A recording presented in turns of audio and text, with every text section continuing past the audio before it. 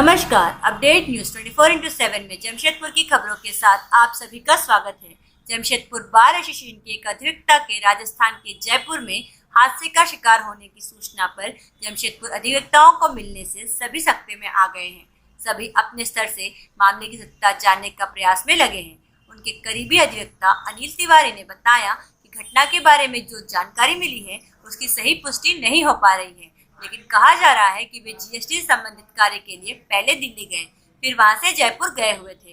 दोपहर को सूचना मिली कि एक होटल के तीसरे तले से गिरने से वे चोटिल हो गए हैं। इस अनहोनी को लेकर उन्होंने कहा कि वे अपने आप में काफी दृढ़ संकल्प हैं। उनके द्वारा ऐसा कोई भी गलत कदम नहीं उठाया जा सकता। अगर जो बातें सामने आ रही हैं उसमें किसी प्रकार की सच्चाई होती है तो उससे नकारा भी नहीं जा सकता। उन्होंने कहा कि कुछ अनहोनी घटना को अंजाम दिया गया है।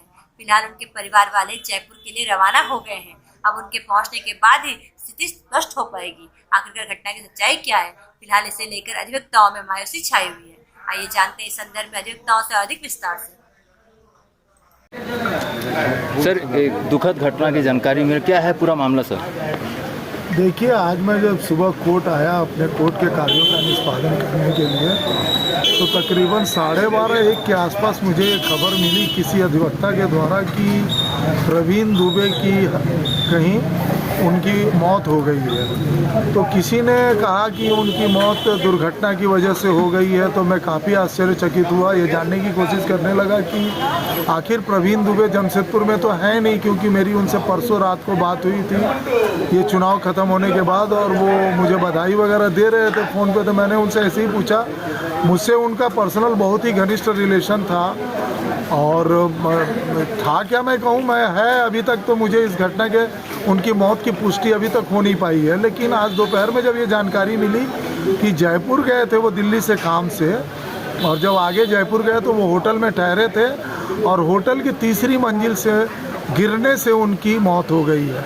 कुछ लोगों ने ये जानकारी दी, कुछ लोगों ने ये कहा कि वो अभी आईसीयू में एडमिट है। लेकिन अभी तक जब मैं आपसे बात कर रहा हूँ, मुखातिब हो रहा हूँ, तो तब तक मेरे पास मौत की कोई पुष्टि नहीं है।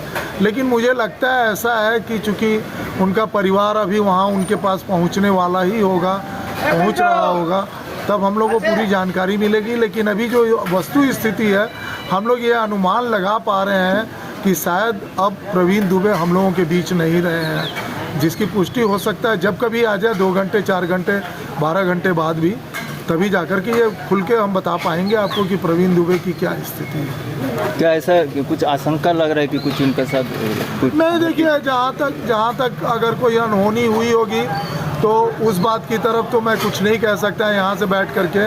लेकिन अगर कोई इस तरह की बात सोच रहा होगा कि उन्होंने शायद अपने से कोई आत्महत्या करने की कोशिश की होगी, वो सरासर बिल्कुल गलत होगा, क्योंकि प्रवीण दुबे का चरित्र उस तरह का नहीं था।